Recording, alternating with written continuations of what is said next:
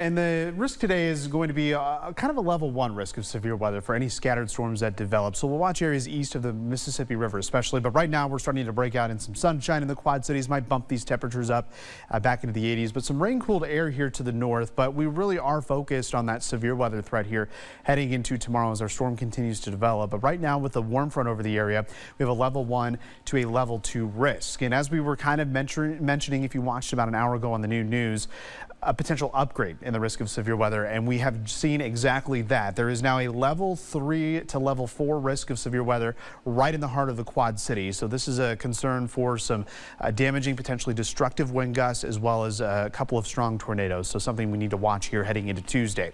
So let's walk you through the timing with ExactTrack. We'll take you here through the day. Again, a couple of scattered storms possible here as we head late in the afternoon into the early evening. Might see some marginally severe storms. We're talking hail, maybe up to the size of nickels to quarters, maybe a quick gust of wind, locally heavy downpours. Those are going to continue.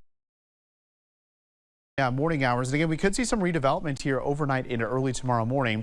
But notice ExactTrack, it doesn't really have that very wide spread. So we're going to have all day to warm those temperatures up.